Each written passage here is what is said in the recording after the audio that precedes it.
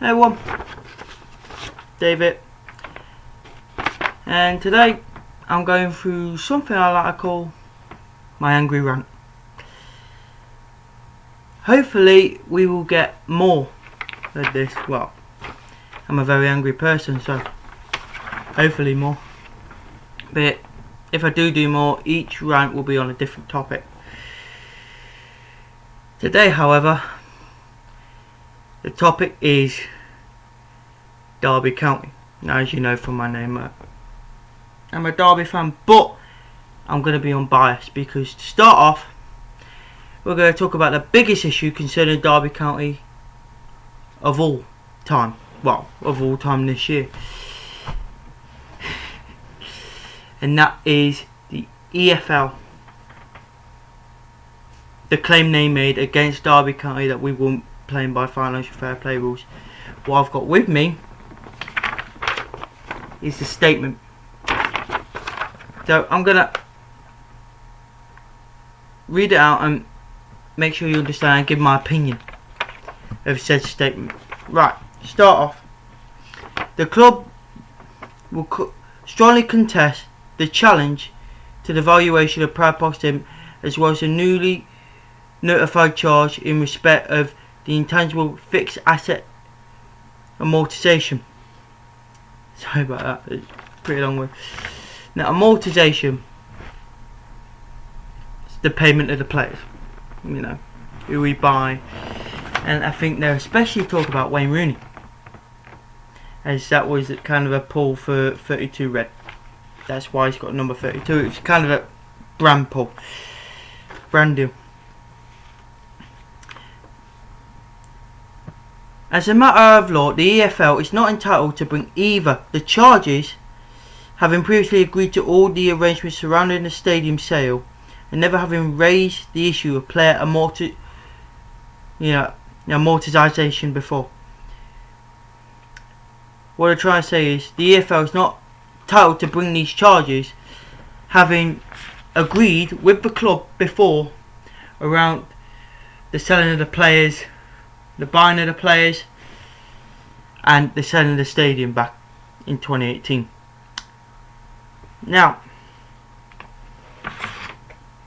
the club shall argue that the very bringing of the charges itself is unlawful, meaning that, you know, we followed the rules when we did it. We followed the rules when we sold the players and bought the players. We followed the rules following the sale of the stadium. At all times, the club has acted transparently with the EFL in its submissions of both FFP/PS, well, they're both the same thing, financial fair play rules, and in respect of the charges above, had received written approval for all of its submissions in respect of this legislation. So in other words, both times they'd worked with the English Football League, who were a big, massive organisation. They owned the Premier League, Championship, League 1, League 2. Yeah, and now they're bringing these charges when we acted with them originally to make sure everything was above board and legal. Well, sorry, when Derby, being a Derby fan, I get to say we a lot, so I expect it in this video. No allegation has been raised to the contrary by EFL. So there was no allegation beforehand. You know, we were just given this thing to, oh, you're going to be deducted. Now, Derby were issued it saying you're going to be deducted, and you got to pay this much money. You know, there was nothing saying, oh yeah, well, clubs said this, and they say you're not going by the rules and all that. You know, no, we just want to help clear it up before, you know, and then find out if you're guilty or not guilty. Then we can go under punishment. No. They immediately just punished Derby County. Rather, the EFL now claims it made a mistake. Don't know where the mistake was. Could it be in working with us? Could it be in the punishment letter Derby had been given? No, but they say it's a mistake. It's weird, though. The EFL said it was a mistake. They're a big company. Yeah? How can they make a mistake like this, it's not a little mistake. They think it's a little mistake, it's not. It's a big mistake. Huh? It's a big mistake. When they've worked with a club and made sure that club's going above board and said, oh yeah, you've been above board before. And now they're saying, you know what, send them a letter, punish them. Don't know what they bloody well do, you know. Maybe it was a letter to another club and they put us. Right, that's still a big mistake, because that means we've got to pay them money and we're going to get a points deduction. So, Derby. The stadium was valued by professional valuers immediately prior to the transaction. So, when Derby sold the stadium, when iPro sold the stadium back to Derby or to Mel Morris in 2018, for it to become Pride Park Stadium again, well, they hired professional valuers, people who are good at their job, to value the stadium, and made sure it was all above board. You know, these are people who are licensed. They're not some cash in hand jobbies. The transaction and valuation was discussed extensively with the EFL executive, which asked for a relatively modest price judgment, which was accepted. So, the transaction and valuation were discussed with the EFL and their executive board. And the EFL executive asked for a modest adjustment in their price. And Derby and the valuers accepted that, you know, saying, no, yeah, we'll go for an adjustment, you know. We'll go for an adjustment. But that was with the EFL. Now they're saying it wasn't above board. You know, it gets confusing sometimes, but maybe that's the EFL for you. They just punish people without no proper warning. The valuation report was prepared by a highly reputable and professional independent firm with industry experience, who have valued the stadium on two prior occasions, in 2007 and one in 2013. 2007 we sold it to a new owner before Mount Morris, and in 2013 that was when we sold it to iPro. You know, when they bought it. And we used the same valuers, who are professional, trustworthy, and they've got a high reputation as an independent firm. You know, we used the same valuers, and those two occasions, the EFL was all right. Now they're sticking their head out the sand and saying, you know what? Let's just say something's off. No, we don't know what. We're not going to say what it is, but you know, it's a load of crap, really, isn't it? The club discussed the rationale for the stadium sale with the EFL executive ahead of the transaction. Supplied and discussed the valuation and bar a small adjustment in respect of the financial fair play rule submissions, and the club was given written approval, which means the club discussed the sale, the rationality of it, with the EFL executive, you know, ahead of that transaction, ahead of the selling. And they supplied and discussed the valuation, the EFL executive, following a small adjustment, just a small one, in respect of the financial fair play rules, you know. And the club, Derby, were given approval by the EFL to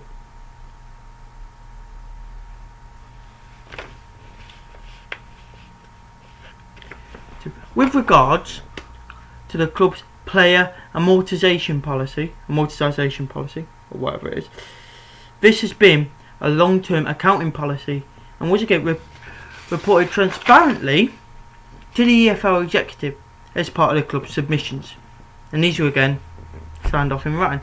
So the selling of the players, was gone through the EFL and it was approved. And it was approved, not just approved, but approved and signed off by the EFL, saying, "Oh yeah, you can sell these players. You can sell these players. This is right." And we didn't sell them until we reported to the EFL.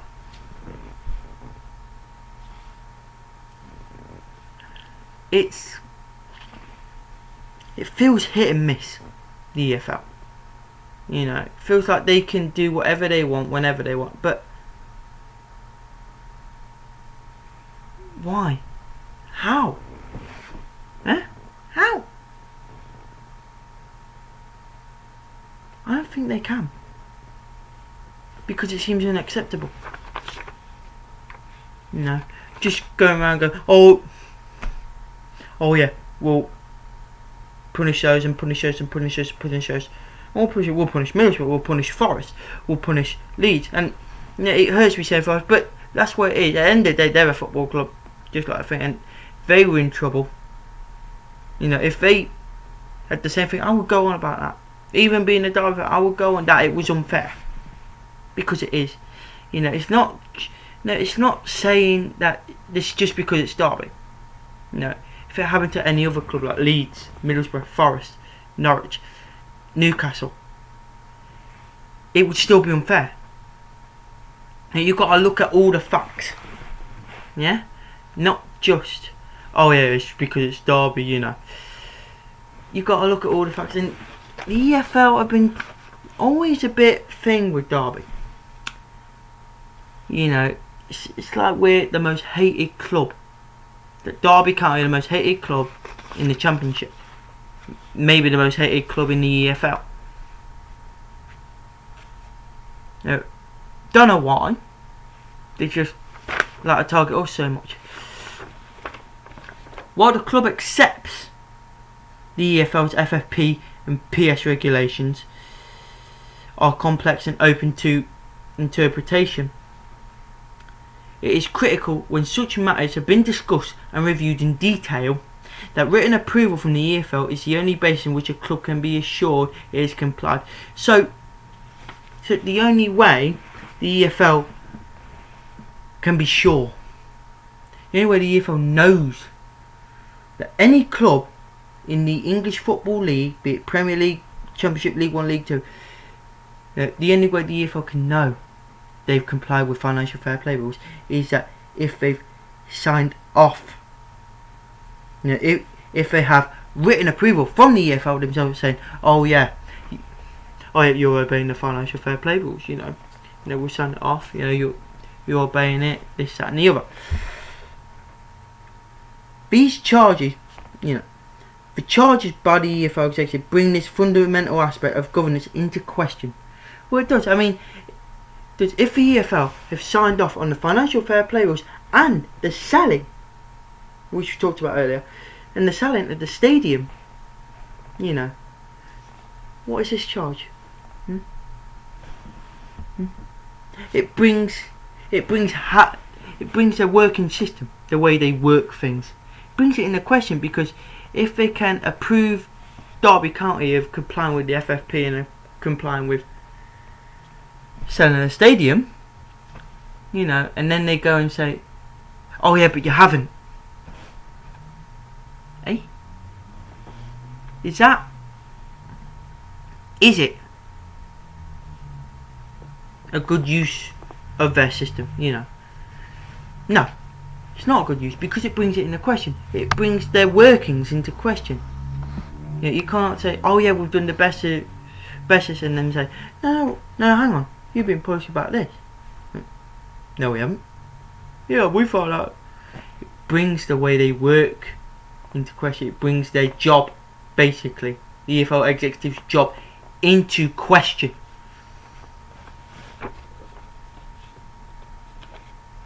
The EFL now claims it made a mistake and seeks to punish the club that rely on the EFL's approval. So somehow they're saying, oh yeah, but we've made a mistake. Are they saying they made a mistake by approving Derby County? If they have made a mistake by approving Derby County of financial fair play rules, then like I said before, it brings it into question. Because then you cannot approve every club saying, oh yeah. It's like they're going fast. It's like they're not doing a job. Sign off. And then just look for the... They're not meant to be signed off. Oh yeah, but just leave it. And just move it on. You know. Or maybe they've approved another club which have done it, and they've just said, alright, let's have a look at the what's the first name? Derby County. Okay, let's just punish them instead. Yeah. They probably know which is the other club and just decide to punish us. Like I say, why? God knows.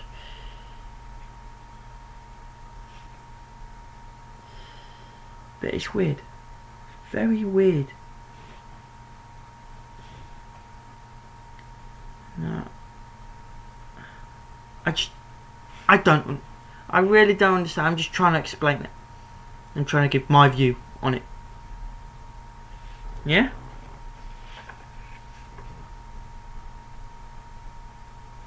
Yeah? Because rely on the EFL to prove such conduct is neither lawful or fair. You know, because it's not, is it? You know, because Derby County have jumped through so many hoops to make it legal, and yet we've had no warning. No, they've just come with us like that. Big shot, big bomb. No, just said, oh, yeah, you gotta pay this, otherwise you have 6 points deducted. So, where's the warning? Where's the thing explaining why we have to pay? You know, please show us in our accounts where we went wrong. Yeah, last time I heard Derby County release their accounts, you know, to the EFL, and the EFL haven't said a word because I think they're wrong, and I think it's completely immoral. And like I said, it's unlawful because Derby County have jumped through so many hoops to play by the rules, and yet we get punished like this. You know, had the EFL not given the green light, had not accepted, not approved us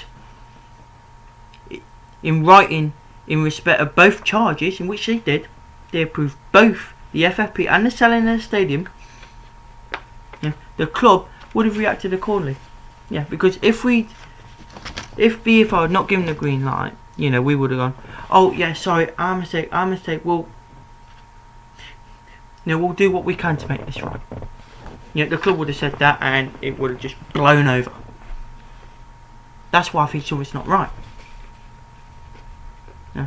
The club cannot retrace the steps of the actions it legitimately took in good faith as a result of EFL approval on both matters. So the EFL want Derby County to go back on their selling records to find where, go back and find where we approved it.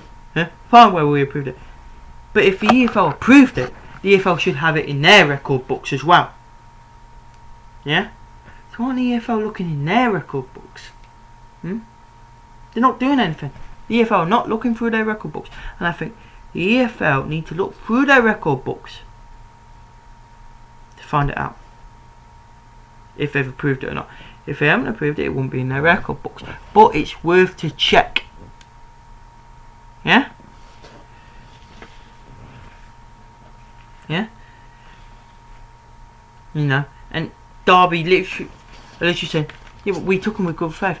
And we know we took them with good faith because we know that you approved us. We don't need to retrace our steps because we are not thinking it. We know it. We know you approved it. Okay? Yeah? The EFL can choose to correct what they now see as an error, which it is. Now they say it was a mistake, an error in their decisions. However, it cannot punish a club for its own errors. You can't.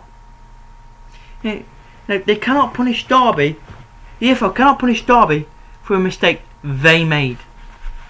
No, they've got to punish their own if they make that mistake. If you're in the job and you make a mistake, who's the one in the wrong? You are. Not the bloke sitting next to you. Yeah, or not the bloke working 5 feet down. No, you're in the wrong. It's like saying, no, his fault, not mine. His fault, not mine. Yet you're the one working on that. So, it's the EFL's fault. And the EFL need to punish their own staff. They need to go back and punish their own immorality. Because it's their fault, not Derby County's. It's their fault. Because Derby County are pulling up all the evidence they can to prove that they did it fairly. Where's the EFL's evidence that they didn't? I don't think there is none. The club shall therefore vigorously contest the charges and the EFL's legal right to bring them. So the club will appeal against these charges, and they will also appeal against the EFL's right to bring them onto Derby. Their legal right to bring them onto Derby, because it's illegal. It's not legal, is it? Derby went through it like every other club to say, oh yeah, it's legal, it's fair. We're just seeing if you can approve it, and the EFL said, yeah. It's illegal that the EFL said, yeah. But then they turn around and go, no, we're going to punish you now. Hey. The club and all staff will be making no further comment on these matters. So this is the only statement. There'll only be this statement, there is no other. And I don't think there'll be another statement to say it's been resolved, but it'll be the only statement. Therefore, another thing I want to talk about is Tom Lawrence. A man who plays for Derby. We bought him to replace Tom Ince, and he's exactly like Tom Ince. He doesn't pass the ball. Yeah, he goes for a shot even though he's about 15 metres off the target. And he knows he's not going to score, but he's just going to go, I'll do it anyway. I think the only good Tom Lawrence has done was do that corner against Hull, which Matty Clark scored. I mean, Wayne Rooney, he's captain. Wayne Rooney's a workhorse. Yeah? He's had a go at Tom Lawrence for being a showman, for being a prima donna. And you look at Derby County with Tom Lawrence, you've got Jack Marriott, workhorse, Chris Martin, workhorse, striker. No, we don't need Tom Lawrence. No, we sell Tom Lawrence. We won't even need to buy another winger because we've got Jason Knight and Max Bird. Two great players. And against Charlton, Jason Knight was man of the match. Against Barnsley, Max Bird, man of the match. Hell, put Morgan Waker on. He's a good youngster. We've got an academy full of talented youngsters. We don't need to buy another winger. We can just put Jason Knight on and he'll do a better job. Tom Lawrence is a prima donna in a club full of workhorses. Jack Marriott, workhorse. Martin Wagon, workhorse. Like I said, Chris Martin, workhorse. I mean, Kelly Reese needs to go. He's just crap, but he's still a workhorse. Ben Hamer. Ben Hamer's on loan, and he's doing twice the work in goal as a goalkeeper than Tom Lawrence or Kelly Roos ever did. He's a great goalkeeper. We need to sign him. I mean, Curtis Davis, Matt Clark, like I said, Jason Bogle, Max Lowe. Christian Bielik, when he's fit, can sometimes be a workhorse. George Evans, he's always injured. Yeah, but rest of the team are workhorses. Tom Lawrence isn't. They need to realise that. You know, sell him. Go. Transfer window. Go. Don't wait till transfer deadline and just get him out.